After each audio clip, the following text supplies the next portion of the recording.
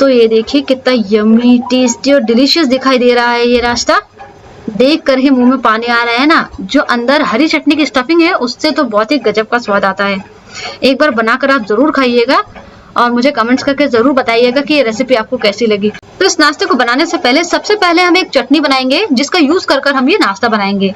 तो चटनी बनाने के लिए मैंने यहाँ पर हरा धनिया ले लिया है और हरे धनिया को मैंने अच्छी तरह से साफ कर लिया है। तो मैंने यहाँ पर 100 ग्राम के करीबन हरा धनिया लिया है जिसे मैंने अच्छी तरह से पानी से वॉश कर लिया है। तो हरे धनिया को आप पानी से अच्छी तरह से वॉश करिए ताकि उसके अंदर मिट्टी वगैरह बिल्कुल भी ना रहे। तो मैंने यहाँ पर इस तरह से चटनी बनाने वाला जार ले लिया है। इसके अंदर हम इस हरे धनिया को रफली तोड़कर डाल देंगे जिससे कि जब हम पीसेंगे तो ये बहुत ही इजीली से पीस जाएंगी।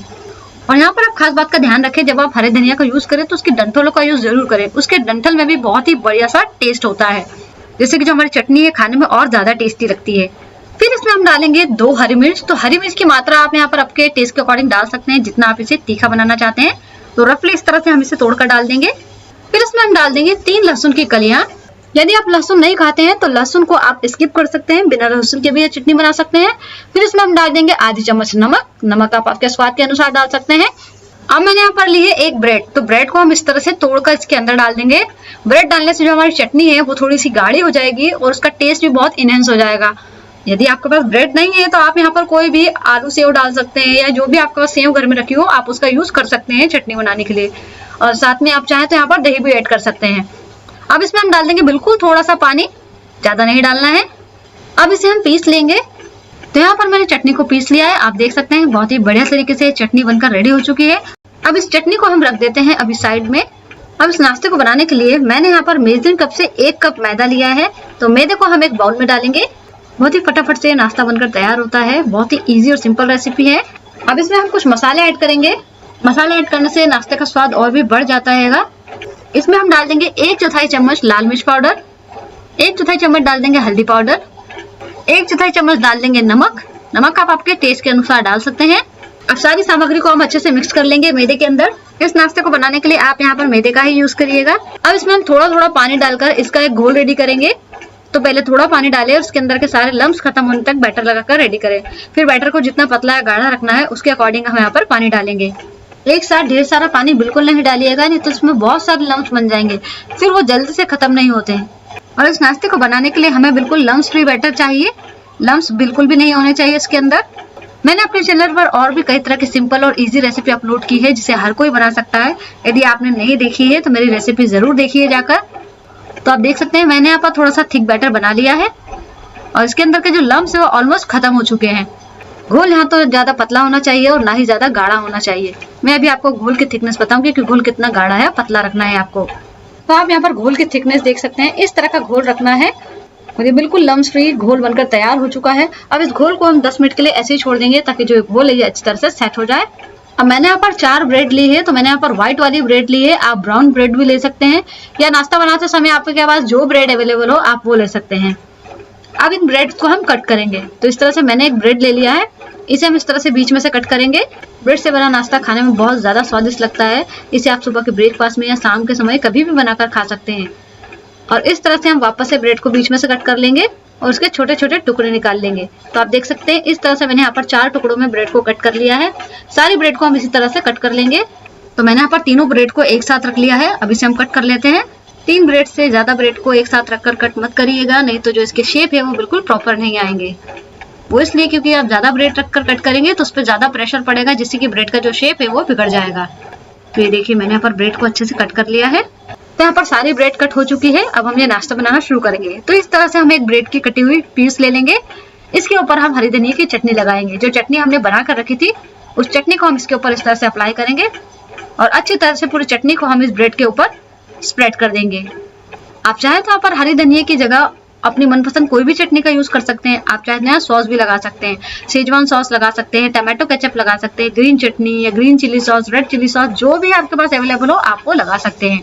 अब इसके ऊपर हम रख देंगे दूसरी कटी हुई ब्रेड की स्लाइस। हल्का सा दबा देंगे ताकि इसके ऊपर अच्छी तरह से सेट हो जाए। ये देखिए। तो इसी तरह से हम सारी ब्रेड के अंदर यहाँ पर हरी धनिया की चटनी लगाकर रेडी कर लेंगे। जब इस तरह से हम इसके अंदर हरी धनिया की चटनी लगा देते हैं और जब हम ये नाश्ता खाते हैं तो अंदर वो चटनी का जो टेस्ट आता है ना वो बहुत ही गजब का लगता है। तो आप यहाँ पर हरी धनिया की चटनी का यूज ज्यादा करिए। ज्यादा चटनी लगाएंगे तो टेस्ट ज्यादा अच्छा आएगा।